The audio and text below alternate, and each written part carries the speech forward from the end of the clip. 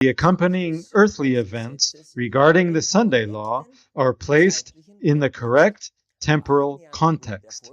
On January 8th, the proposal for this uniform day of rest on Sunday was put forward, and that culminated in a formal short statement of concern on January 18 from the Adventist Church Division. But what does this great heavenly sign ultimately point to at its core? We have now seen on January 18, 2026, how this remarkable sign formed in heaven, a date that is obviously extremely important to God, and we will discover even more about it. For us as High Sabbath Adventists, however, January 8 is also significant. The very first article that Brother John wrote is called Iceberg Ahead. Here you see a screenshot from our first website, lastcountdown.org, and the first original English article was published on January 8, 2010. And the topic was watching for the biggest iceberg that can be discovered in Adventism. Let's read a small excerpt from the article. Many Adventists argue that it is not our job to watch what the enemy does. But I agree with Ellen G. White that it is indeed also necessary to predict icebergs in the fairway.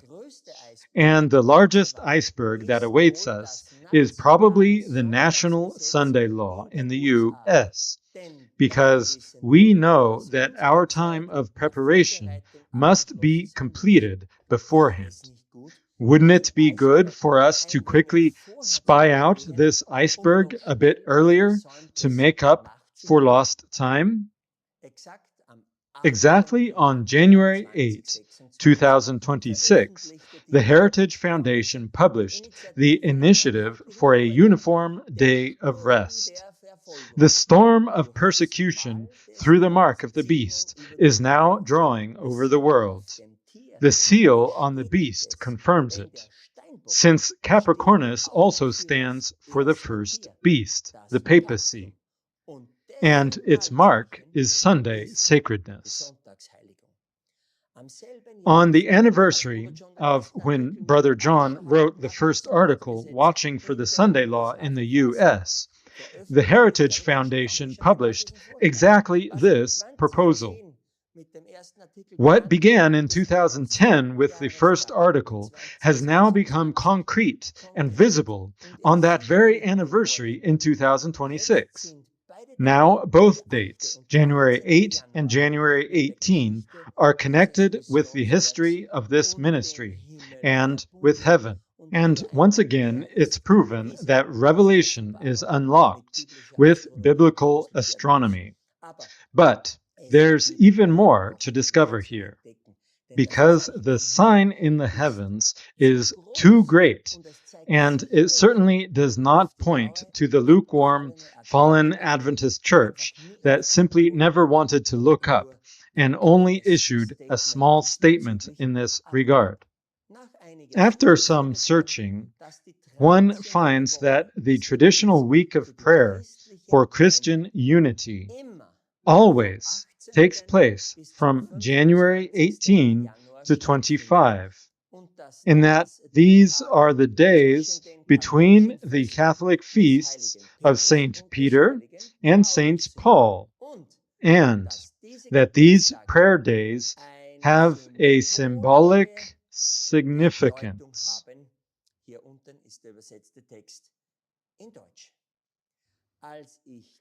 When I read that, it was clear why God pressed a seal on Capricornus, on Azazel, on the first beast, as the Catholic Church with the Pope. Do you know it too? In the video already mentioned earlier, the last act in the drama, we once again explained exactly when the agenda of the papacy, which Pope Benedict had already proclaimed, comes to a head. In this video, we also explained how Leo XIV continues the agenda of his predecessor, Leo XIII. By all means, please watch this video. In any case, here you see the signet of Paul, or Saul, and this symbol was already decoded by Brother John on January 18, 2010, when the original article was published. Did you notice? January 18 again. And on this anniversary, the sign appeared in heaven. That is what the Lord wants to point to. In the video, and of course in Brother John's article, it's explained that the chain with the 17 chain links will close from 2025 to 2026, 2008 to 2009, plus 17 chain links, that is, plus 17 years, results in the year 2025 to 2026. Of course, this Masonic signet is not about the good Paul, but about the persecuting Saul. And here we are, exactly here in 2026. And that is the mark of the beast, the last test that is coming. That is the agenda of Leo XIV. And because the American Pope Leo XIV, together with Trump, has this plan and will also implement it, God also presses a seal on his forehead. And I say it again right away.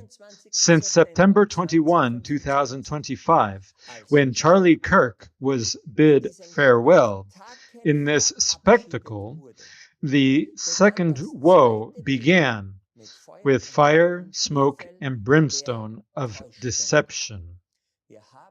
We have made so many videos about it. Even though Charlie preached the Sabbath, people did not understand and have since run into Sunday churches instead of leaving them. We have reported on it. And so this coming mark of the beast will be welcomed with open arms by the Sunday-keeping American population and the sleeping Protestant population without any great protest. We have warned against it since September 21, 2025, with all the videos shown earlier, how the Charlie Kirk tragedy is used to arouse the sleeping Christians, but keep them in Sunday churches. And now you understand why it is so important to stand on the Lord's side and look up, so that his children may still ascend before the end of the 70th Jubilee year, so that they may be preserved from this time of the mark of the beast. God is time, and it is missing in the churches. What else are we supposed to cry out, except the bridegroom cometh? Wake up, go out to meet him. Here are a few additional notes to round off the topic. Leo XIV personally closed the week of prayer. As you can read, the high feasts of Peter and Paul are special, as is also evident from the signet. And on the high feast of Paul, Leo became active. It's clear that the unity of Christians will show itself in the fact that they all have a common day of rest, because of the family, of course, since the family is faith independent. And Charlie Kirk could not convert any Christians, as was the conversion of Saul to Paul. But the startled Christians say, I haven't been to church in 15 years. I will be in attendance this Sunday. And this man answers, I haven't been in 40 years. I'm going on Sunday to support Charlie. In other videos, we've presented many such quotes and statements. Here is just one example, because it fits to round off the topic. Following this link, you'll find masses of statements about how people are flocking to church on Sunday. I would say missed the target. These Christians should leave the whore of Babylon and honor the Lord of the Sabbath on the Sabbath. But because they run to church on Sunday, they have neither supported Charlie nor helped Jesus. And so, since September 2025, a third of the Christians have died in the second woe. So says the text of the sixth trumpet. Here is the Vespers sermon of the high feast of Paul. Whoever reads Brother John's article, The Year of Saul, sees the exact parallel in this sermon. Benedict likewise honored the good Paul in the special year of Paul in 2008 to 2009. But the signet that the Illuminati understood and understand speaks of chaining, enslavement, and thus of Saul the persecutor, and Leo as the current supreme Illuminati naturally understands the 17-year-long plan until the chain closes and speaks sweetly and nicely of the conversion of Saul to Paul, but in truth highlights the persecution of those who proclaim Christ, but the very Christ who wants to be worshipped on the Sabbath, because that is what the true fourth commandment says. You now know the context and can correctly understand these lines of his sermon. Here is a preview from the National Catholic Register, published on December 31, 2025. We will learn what Catholics think about this year, 2026, and about the presence of Leo XIV. They call it the year of Leo, that is, the year of the lion. And here it says that 2026 is likely to be the year that he begins to fully make his mark. He will make his mark on the year, that is, press his seal on it. Now we know what the seal or mark of the first beast will be. One more thing. Look at what Leo did on January 7 and 8. That is, on the day the Heritage Foundation published its proposal to save America.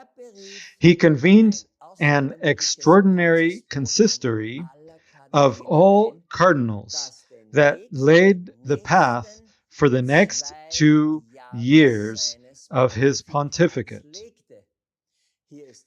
Here is the link to his opening address for anyone who wants to read it more closely. Here are the 4 core points of the extraordinary meeting of cardinals, where in the context of the Heritage Foundation's proposal to save the family, the point of liturgy, source and summit of Christian life, would fit. Christian life must be saved, which begins in the family unit. And after the protest against Rome, except for very few, has died, Sunday will probably remain the day of rest for many. And so the mark of Rome remains on them. And such, according to Revelation 14:10, will have to drink the cup of God's wrath without mercy, and that comes after the first resurrection and general ascension have taken place. Please take this seriously and decide, because the Jubilee year ends on March 20, 2026, with the moon sighting of the first month of the new year. And finally,